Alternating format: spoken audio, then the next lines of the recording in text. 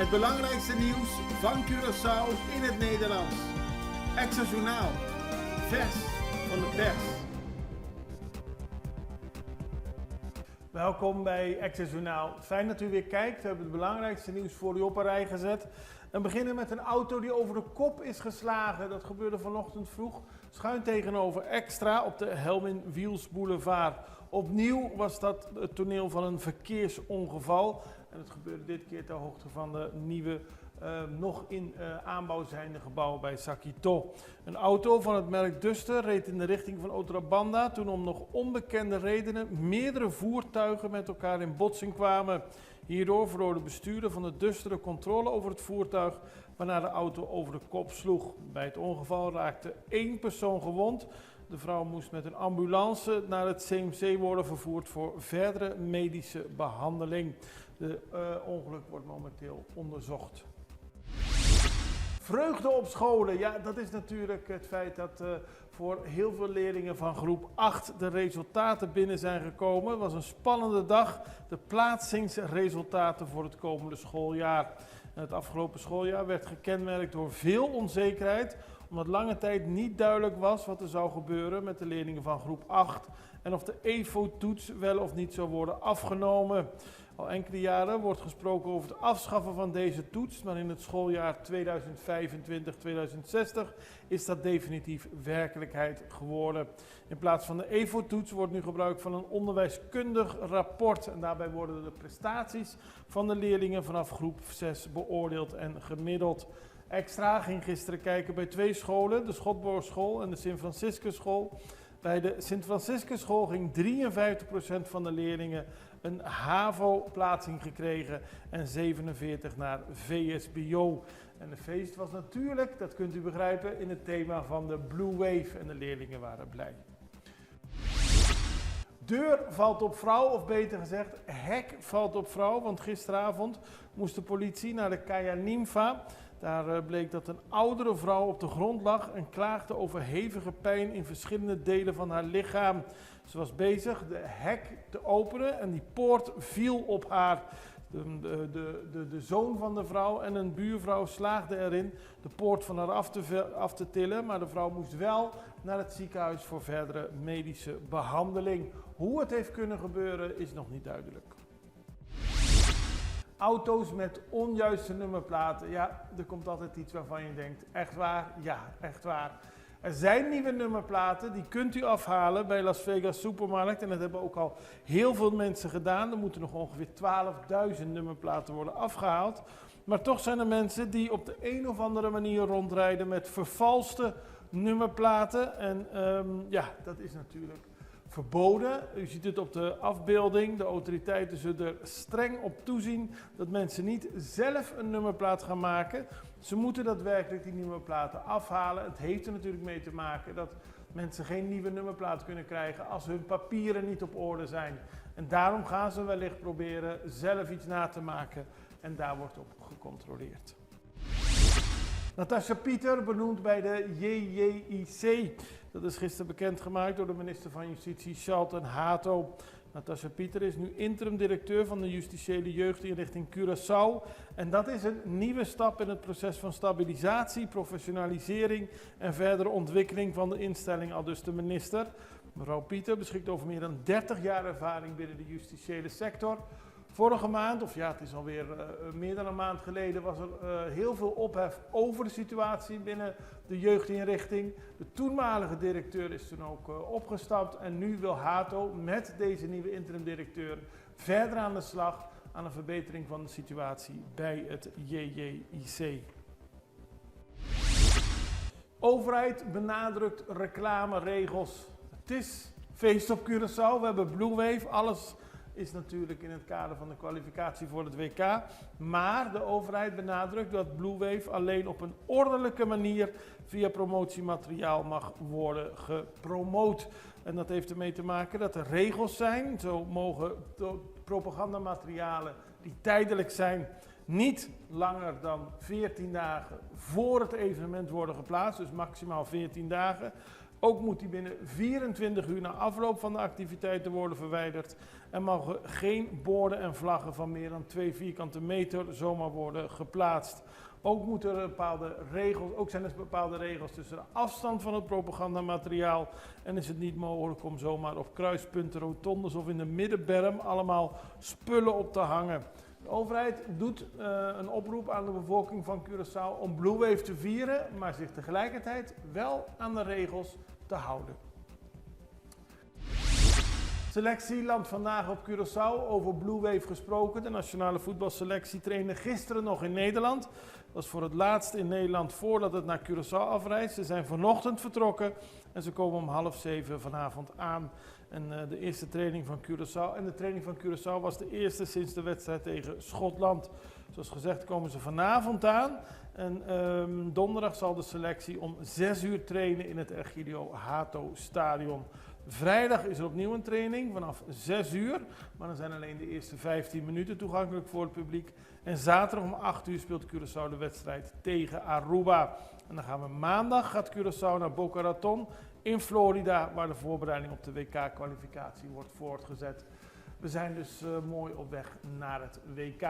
Doe er uw voordeel mee en op de beelden ziet u nog de laatste training in Nederland. Maar later deze week kan de training op Curaçao dus worden bijgewoond. We gaan even naar een break.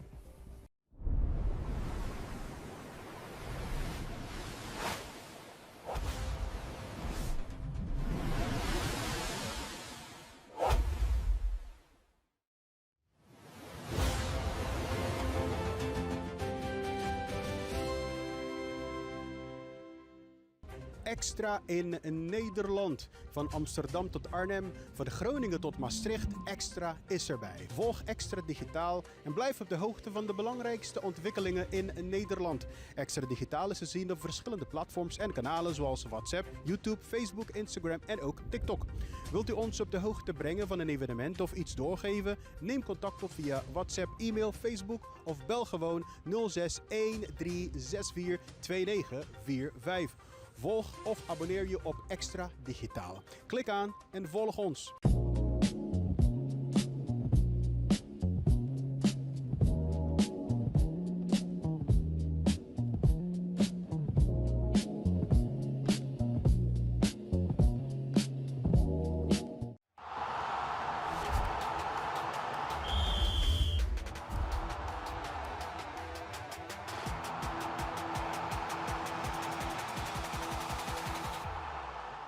We beginnen op Sint Maarten, want dat land bereidt zich voor op het orkaanseizoen. Minister-president Luc Merselina heeft een national address uitgesproken aan de bevolking om iedereen ervan op de hoogte te brengen dat het orkaanseizoen weer begint. En de ervaring van het verleden heeft Sint Maarten geleerd dat voorbereiding levens redt. En daarom richt hij zich in zijn toespraak tot elk huishouden, elke ondernemer, elke bewoner om zich voor te bereiden. Wacht niet tot er een stormwaarschuwing wordt afgegeven om uw woning veilig te stellen of voorraden in te slaan. Doe dat nu al. En neem noodplannen door met het gezin, zodat er voldoende voedsel, water, medicijnen, batterijen, belangrijke documenten en noodvoorzieningen zijn om het huishouden meerdere dagen te kunnen onderhouden. Dus elk jaar weer. Maar het is goed dat de overheid laat weten dat mensen zich zo nu al kunnen voorbereiden. Dan gaan we naar een interview met Kenneth Gijsberta, voormalig minister. Net afgelopen weekend benoemd tot voorzitter van de partij Man-Pin. Nee, dat zeg ik niet goed, van de partij Man. Want de twee partijen gaan samen en komen nu onder één naam. Hoe het precies zit, dat legt Kenneth Gijsberta uit in dit interview. Meneer Gijsberta, welkom bij Extra Journaal. We zien het op de achtergrond al. Er is afgelopen weekend een belangrijke stap gezet in de politiek op Curaçao. Man, PIN waren twee afzonderlijke partijen en ze worden nu één partij. Zeg ik het zo goed? Helemaal goed, helemaal correct. Eigenlijk dus, zo is het eigenlijk gebeurd. Ook dus 30 mei tijdens ons congres van de Man. De leden van het congres hebben dus het besluit genomen, opdat wij dus iedereen was ermee akkoord voor de integratie. Zoals iedereen weet, in feite zijn we dus in 2023 hebben we eerst een akkoord getekend, de Man en de PIN. We hebben dus dan ook dus op 21 maart 25 met een lijstencombinatie hebben deelgenomen dus aan de verkiezingen. Maar nu is het zover dat het hele ledenbestand van de PIN is geïntegreerd dus bij de man. Dus van nu af aan, met het oog naar de verkiezingen van 2029, gaan we dus weer met de verkiezingen meedoen als de man. Maar dat betekent ook dus iedereen van de PIN is gewoon lid van de man, volwaardig lid van de politieke partij man. En dan wordt er niet meer gekeken. Bij die eerste lijstverbinding was natuurlijk nummer 1 van die partij, nummer 2 van die partij. Uiteindelijk wordt het gewoon één partij en worden de beste mensen op de lijst gezet. Zo is het en daar gaan we ook ervoor. Bij de verkiezingen van 25 was het zoals ik ook zei, 17 plaatsen, dus een plek op de lijst voor de man, 12 voor de PIN. Maar nu, iedereen is nu manlid. Dat betekent 2029, iedereen is man. Dus het gaat niet meer over op welke plek welke persoon. Nee, de beste mensen moeten gewoon weg deel vormen van de 29. Dus die gaan in de verkiezingen plaatsvinden. En er is een bestuur gekozen, daar bent u de voorzitter van. Dus u mag dit hele proces gaan leiden? Ik mag met de steun dus van de hele club, van alle leden, in feite het proces gaan leiden. Ik ben met het proces eigenlijk ook begonnen 2 jaar geleden. Daarom hebben ze me ook gevraagd om me weer in feite dus beschikbaar te maken. Dus voor de komende 2 jaar doe ik het graag. Ja. Dus ik zal ervoor zorgen dat gezamenlijk met de andere leden van het bestuur, dat wij uiteindelijk gedurende de periode die nu voor ons staan, deze 2 jaar, dat alles goed in elkaar dus wordt geregeld.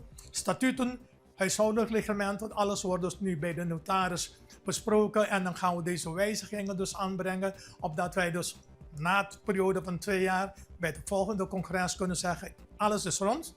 En dan gaan we dus ons richten op de verkiezingen dus van 29. Wat is de belangrijkste reden dat deze 2 partijen één gaan worden? Een van de bewegingen in feite dus dat ons heeft geleid hier naartoe, de versplintering. Ja. Er was te veel versplintering hier in de politiek. We hebben dus gezien bij de verkiezingen van 21 of 25 op een bepaald moment waren er ongeveer 21 partijen dus die wilden meedoen aan de verkiezingen. Uiteindelijk 14 hebben deelgenomen, terwijl slechts 4 partijen een zetel hebben gekregen dus in het parlement. Dus we hebben gezegd nee, dit kan niet meer. Versplintering moeten wij gewoon weg tegengaan. We moeten proberen dus meer samenwerking. Mensen dus die denken dat wij ook dus dezelfde richting kunnen gaan, laten we ze benaderen. En deze is de eerste benadering. PIN en de man gaan gewoon weg nu integreren. Dat hebben we ook al gedaan in feite. Dus versplintering moeten we gaan zonder meer op deze manier dus proberen te vermijden. De feiten. Ja. Dus dat moeten we eigenlijk doen. En dat gaan we ervoor in feite. Dus meer stabiliteit denken wij ook dat we gaan bereiken. En eigenlijk we doen dit alles eigenlijk voor het volk. Ja. Hoe kunnen we dus het volk in de toekomst beter bedienen? Zo goed mogelijk bedienen. Zo goed mogelijk bedienen. Ja. Dus. En de verkiezingen zijn nu gepland op 2029. Je moet altijd met alles rekening houden. Ja. Mochten er volgend jaar verkiezingen zijn jullie dan ook al klaar of niet? We zijn klaar. We zullen en we moeten klaar zijn. Goed zo. Succes met het hele proces. Het is niet makkelijk. U bent al heel lang actief in de politiek, maar dit is volgens mij het eerst dat u zeg maar zo'n uitdaging gaat doen. Maar heel veel succes en we houden het in de gaten. Dank u wel. Dank u wel. Dan gaan we nog naar voetbalnieuws, want Ergilio Hato, misschien wel de beste keeper die Curaçao ooit heeft gehad, krijgt een eigen monument. En dat wordt vrijdag, wordt de eerste steen gelegd om 10 uur op een toepasselijke plek, namelijk naar de Ergilio Hato Rotonde in Otrobanda. En het monument moet het glansrijke verleden verbinden met het WK-succes van nu. Het is een initiatief van de Curaçaose overheid en de stichtingen Amigulang di Ergilio Hato en Orilio Pantera Negra. Ergilio Hato verdedigde in 1950 het doel van het Nederlands elftal. En hij stond ook in 1952 op de Olympische Spelen in Helsinki onder de lat voor het Antilliaans Olympisch elftal. Zijn erfenis is nog steeds groot en dit jaar, als hij nog in leven was, zou hij 100 jaar zijn geworden. Dan gaan we tot slot nog naar internationaal nieuws. Want Venezuela stelt de deur te openen voor privaat kapitaal. Het heeft allemaal te maken met de hervorming die het elektriciteitssysteem van het land moet herstellen. De afgelopen 20 jaar heeft een groot deel van het land te maken gehad met rantsoenering. Dat betekent dat er heel veel problemen zijn met elektriciteit. Dat is dus inmiddels al 2 decennia. En nu is de beslissing genomen om privaat kapitaal, dus buitenlandse bedrijven, binnen te laten komen om deel te nemen aan de herstel van het elektriciteitsnetwerk. Dat is belangrijk, want de afgelopen jaren wilde Venezuela alles via de staat regelen. En nu zeggen ze meer en meer open te staan voor bedrijfsinbreng. En dat heeft vooral te maken met de goede relatie die is ontstaan met Amerika. Er zijn verschillende multinationals zoals Siemens en General Electric die al gesprekken hebben gevoerd met Venezuela om het energieprobleem aan te pakken. En daarmee is er een nieuwe stap gezet. Elke keer wordt er een nieuwe grens doorbroken die in de afgelopen jaren niet doorbroken kan worden. Maar nu stelt Venezuela zich hiervoor open om ervoor te zorgen dat niet mensen heel lang zonder stroom zitten. Wij houden het in de gaten, net zoals we al het nieuws voor u in de gaten blijven houden. Dat doen we morgen weer en ik hoop dat u hem weer kijkt. Allerbeste, tot ziens. Dag.